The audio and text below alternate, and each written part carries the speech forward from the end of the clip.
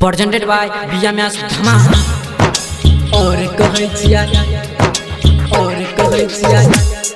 या कर किस्सा सुनत रहल सुनिया चलीसा म्यूजिक डायरेक्टर और कहै छिया प्रकाश या कर किस्सा सुनत रहल सुनिया चलीसा महेश बाबू के किस्सा सुनैले भैया सब हो जात यार कहै छिया रसल प्रिया चलीसा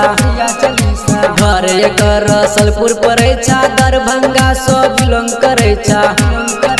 सिंगर बन के रहै सपना खटै छलै मुंबई पटना SMS में रिकॉर्ड करलकै उहो गाना हिट करलकै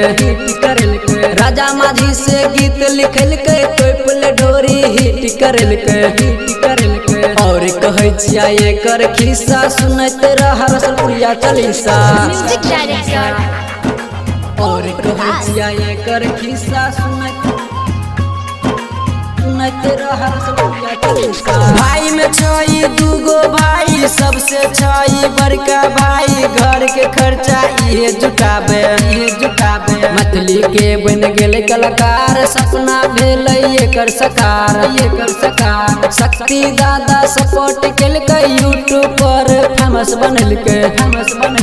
मिथिला में हो गेल हिल अचरा में ले जइहे दिल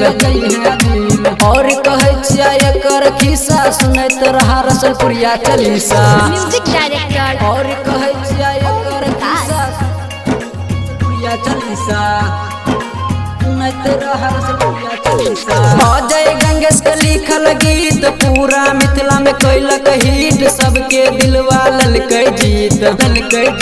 हिट पर हिट गाना गेलकै पूरा मिथिला में नाम कमलकै शक्ति दादा मेहनत केलकै चैनल के हो आगा बढ़ेलकै बबलू दीपक करे खिस्सा सुना भाई रसलपुरिया चलीसा उमर जीत के लिखल खिस्सा महेश दल का सुनाय चलीसा recording by Bablu music studio Songa Jagannath.